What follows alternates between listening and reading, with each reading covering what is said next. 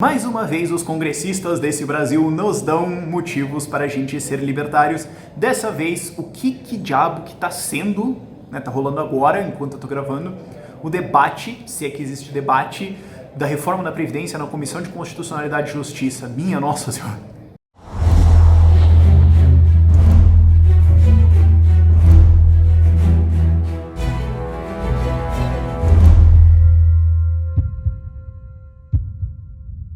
Olá pessoal, Ideias Radicais vindo hoje de Brasília, inclusive eu tô no congresso, o gabinete de lideranças do Novo é do outro lado dessa drywall, eu tô na sala de reuniões deles, por isso que eu tô arrumado, tem que vir aqui se arrumar pros caras que mandam na tua vida, mas enfim. E hoje tá sendo discutido na Comissão de Constitucionalidade e Justiça, inclusive tá sendo discutido agora, né, eu preciso gravar o vídeo pra soltar às 6, mas enfim, não vai ter muita coisa nova do que a gente consegue ver.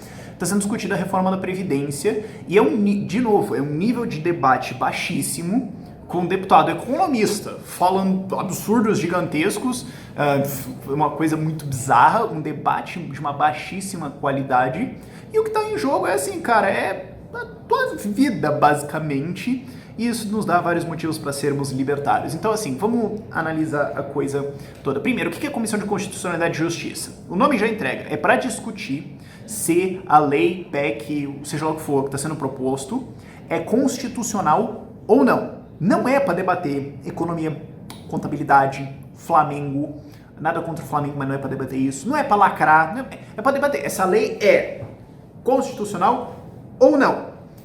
O que é o debate? Lacração, economia, dado distorcido, é isso, ok? E o que é engraçado ainda é que você vê um monte de gente falando assim, essa lei é inconstitucional, ela é inconstitucional. Tá bom. Qual parte dela fere qual parte da Constituição de maneiras que ela seja inconstitucional? Ela é inconstitucional. Aquela parte lá aquela palavra, ela é a quarta página, mais ou menos. É um negócio de nível baixíssimo, assim. E assim, a gente não tá falando do debate de Facebook, a gente não tá falando de umas contas fake de Twitter falando porcaria, a gente não tá falando de maluco analfabeto econômico lacrando por aí. A gente tá falando de deputados federais. Okay? Gente que decide coisas sobre a sua vida, que vai na Comissão de Constitucionalidade e Justiça falar do mérito de economia, do mérito de orçamento, do mérito de um monte de coisa que não tem nada a ver com a comissão. Quer dizer, já está desvirtuando o troço inteiro. Pra quê? Pra lacrar. Certo? Você tem a linha de quem vai falar, né? O Paulo Guedes vai lá, faz a apresentação dele, já vou comentar sobre a apresentação dele, mas daí vai lá toda a galera anti-reforma da Previdência e fala um monte de porcaria que não tem absolutamente nada a ver. Teve até um maluco que ele falou, não, porque essa reforma tira 1 trilhão da economia, a gente tem que pôr 1 trilhão na economia. Porque né, você tá cortando 1 trilhão de gastos, então tira 1 trilhão da economia. Meu filho, o gasto vai pra onde? Vai pra Saturno? Você corta 1 trilhão de gasto do governo, o dinheiro vai pra Lua? Não. O dinheiro fica na mão de quem paga imposto. Então como é que você quer pôr 1 trilhão de... Gente, lei de sé é básica. Ok? Para você ter a capacidade de consumo, você tem que ter a capacidade de produção antes. Você quer pôr 1 trilhão na economia, você me fala, vai sair da onde? Tem que pôr 1 trilhão na economia aonde? Ali, ó. Tirando da onde? É um negócio triste pra caramba, e esse é o nível do debate. Esse é o nível do debate de reforma da Previdência agora, que é um negócio que pode falir o Brasil e pode passar uma conta gigantesca quando esse país estourar pra tua cabeça. O que leva ao que o Paulo Guedes falou, que assim, né, pelo menos tem alguém defendendo a reforma, e finalmente ele pegou a linha, tá indo muito mais nessa linha de dar a real do apocalipse, que assim, não, mas reforma, porque ela tá falando em reforma de privilégios, vai cortar privilégios e tudo mais. Tá, legal.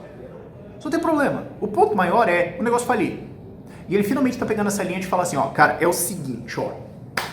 Você tem duas escolhas. Grécia ou passar essa reforma. Você não tem realmente outras escolhas. Você não tem uma terceira escolha.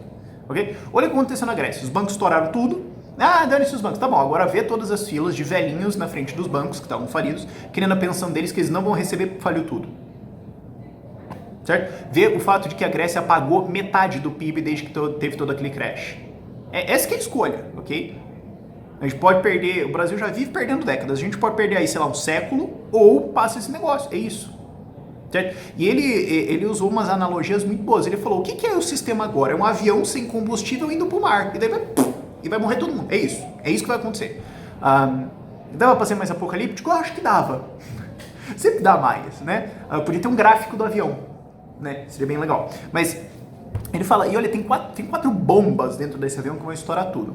A primeira é que o sistema está condenado demograficamente, porque o que você tem é, antes os jovens pagavam os idosos, agora o que você tem é uma base menor de jovens para pagar idosos, onde você tinha 10 para 1, agora é 1 para 1, 1 para 3, vai piorar o negócio ia estourar tudo, então isso daí já está condenado. Segundo, você tem um financiamento perverso pra caramba, que é imposto na folha de pagamento, quer dizer, você gera desemprego para financiar o sistema da Previdência. Claro, aí tem um detalhe que na verdade todo imposto gera desemprego, tem esse detalhe. Porque o que acontece é que toda vez que você compra um imposto, você está roubando alguém que está produzindo alguma coisa, porque imposto é roubo, e descoordenando a economia para gastar numa coisa que um político acha que deveria ser gasto, que não está respondendo a oferta e demanda, que não está respondendo a incentivo de lucro, que não vai falir, que não tem nada. Isso descoordena a economia toda, imposto gera desemprego. Mas o ponto é que o que acontece é que isso cria um desincentivo para você contratar alguém formalmente na CLT, etc., por ter os custos de previdência, e isso vai para financiar a previdência. Então você gera desemprego, informalidade, uma porrada de problema para financiar um esquema de pirâmide que está demograficamente condenado. Terceira bomba. Isso não leva recursos para o futuro, que é o que ele estava falando. Isso não tem um sistema de capitalização, porque você está economizando para frente, você está tributando agora e gastando agora. E depois, eu sei lá, velho. Entendeu? A gente está prometendo um monte de pagamentos, a gente está prometendo um monte de coisas para um monte de gente que vai receber no futuro, sem nenhuma noção de onde isso vai sair. Não tem uma poupança, não tem nada. Tem vento, tem uma promessa do Estado. É uma coisa que eu vivo falando sobre Previdência. Pergunto, o Estado cuida de você hoje? Não. Por que você acha que ele vai cuidar daqui 30 anos? Certo? Imagina assim, o cara bate na esposa dele. Certo? Ele fala, não, mas daqui 30 anos eu não vou bater. Por que eu acreditaria nisso? Dado que você já não faz isso hoje. Não, porque eu vou melhorar. Então por que já não melhorou? Então por que você não faz isso agora? É uma tristeza gigantesca. A quarta coisa que ele coloca é de uma tributação não ser progressiva. Aí eu não tenho problema nenhum com isso, porque nessa coisa de, vamos tributar quem ganha mais. Não, primeiro que não tem que tributar ninguém vai pagar imposto.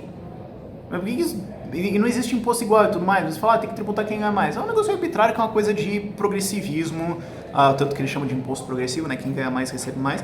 Mas você fala, cara, é o seguinte, pobre paga pra caramba, quem recebe pra caramba, né? Quem tá ganhando a mamata desse troço aí, que é boa parte funcionário público, tá de boa, e isso tem um problema aí. E aí o que acontece? Em resposta, o que os deputados falam pra ele? Vento. Cara, nada, não tem crítica ali dentro. Se você for ver as críticas que estavam sendo feitas nessas últimas horas, ao que o Paulo Guedes falou, não tem nada. Não tem nenhum nível de conteúdo lá dentro. É um negócio realmente impressionante. Quanta viagem tem ali. E o depressivo é que funciona. Porque tem muita gente que não consegue entender o que está acontecendo. E vota. Claro. Que é o que me deixa na dúvida. Quer dizer, os caras estão usando, eu digo essa galera de esquerda que é contra a reforma, eles estão usando essa tática porque eles são incapazes, são incompetentes para fazer esse debate, ou porque eles sabem que é melhor lacrar e matar o debate e acabou, porque dane-se. Eu não sei, mas as duas possibilidades são muito assustadoras. Okay? Agora tem algumas outras coisas que saíram da discussão que são interessantes pra gente conversar aqui, que na abertura ele fala de fazer uma capitalização lá na frente, certo? Que a gente fala uma puta economia lá agora, né? Não quebra e depois a gente faz uma economia lá legal. Isso é interessante no futuro? É menos pior, né? Mas você poderia ter um sistema onde você vai cortando e se as pessoas decidem economizar ou não, que é o que seria o certo, né? O Estado não te força a pagar nada, o Estado não te obriga a nada, você cuida da sua vida e a responsabilidade é sua, que seria o certo.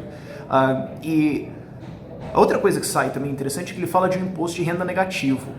Ele falou, a gente pode fazer uma capitalização lá na frente, aí se a economia for meio baixa e tudo mais e não dá um salário mínimo, a gente coloca um imposto de renda negativo, que você fala o seguinte, a gente queria que o cara tivesse uma renda X, se ele tem abaixo, ele recebe um imposto negativo, né? Paga-se para ele ter uma renda mínima. Legal, só tem um problema, a proposta original disso, de um imposto de renda negativo, não era ele ser uma coisa adicional. A proposta de imposto de renda negativo original era corte-se todos os esquemas estatais de estado de bem-estar social, tudo, acabou, acaba com todos os programas, todas as benesses, tudo, faca, fecha tudo e substitui por imposto de renda negativo. Essa era a ideia original. Só que daí você falou, cara, você vai no mínimo ganhar isso e isso aqui é o suficiente para você comprar essas coisas. O mercado é mais eficiente que o Estado, então a gente não vai ter que ter folha, burocrata, político, para uma porrada de coisa, acabou, faca nessa porcaria toda, a gente dá o dinheiro, acabou. É como se fosse um puta de um Bolsa Família, certo? Você falasse assim, cara, o orçamento do Brasil vai ser basicamente Bolsa Família. É isso. E o valor dele vai ser, sei lá, 2,5, 3. Eu sou contra? Sou, porque imposto é roubo, está na gangue, não deveria nem existir. Mas essa é a proposta original. Aí você fala assim, não, a gente vai ter todo esse esquema de uma porrada de coisa e um imposto de renda negativo. É pleonasmo, porque viola a proposta original de um imposto de renda negativo. Mas ele propõe e tudo mais, então vamos ter essa discussão aí. Eu sei que isso vai acabar aparecendo no canal mais vezes no futuro, mas isso aqui é a introdução. E como eu falei antes, cara, você vê a galera discutindo, você vê os deputados criticando isso, você não vê nada. Você deve até pra fazer um bingo do desgraçamento mental. Quer dizer, foi um maluco falando do Macron ultraliberal, falando a gente não quer virar o Chile. Quer dizer, eu quero várias coisas, mas assim, se fosse entre Brasil e Chile, vamos virar o Chile, ó, você pode ficar ou Brasil ou virar o Chile. Tipo, pô, mágica, você quer o quê? Mano, Chile na minha cara, vai, bate.